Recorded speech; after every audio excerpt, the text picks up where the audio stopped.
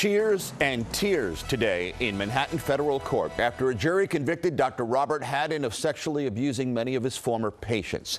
The panel reached a verdict less than a day after deliberations got underway. The prosecutor called him a predator in a white coat.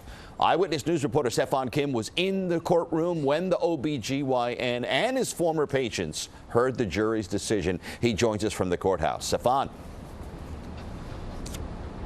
Well, Joe, on the first day of deliberations, only just after a few hours, the jury reached a verdict. More than a dozen victims packed this courtroom for this moment.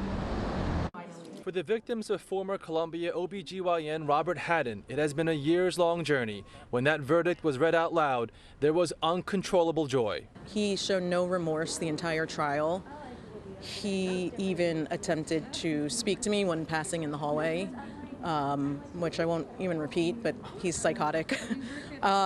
He tried to put on a show, but he has no remorse. But Hadden pleaded guilty in state court 7 years ago to abusing women as part of a no-jail deal with the Manhattan DA, a case now receiving scrutiny. And because he walked before, the victims today were anxious they would be let down again.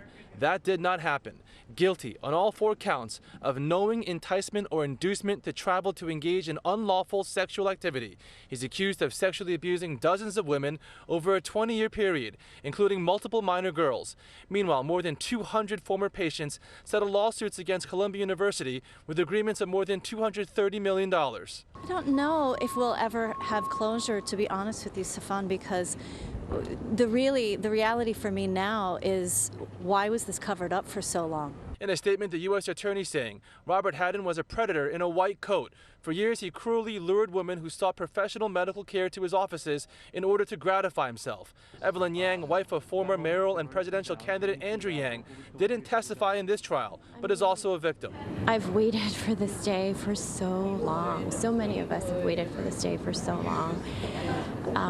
And it's just relief, the relief. And the fact that the jury came back with their verdict so quickly. The defense never denied Hadden abused women, only arguing he did not induce women to cross state lines with the intent to abuse, saying the abuse was a spur-of-the-moment decision.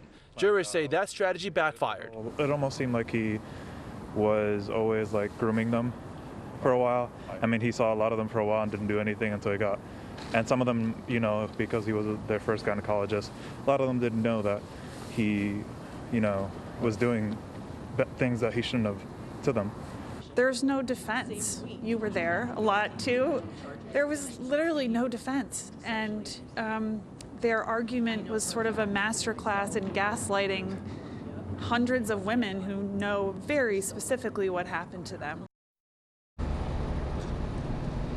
The 64-year-old is now facing 100 years in prison. He's due back in court next week for a bail hearing.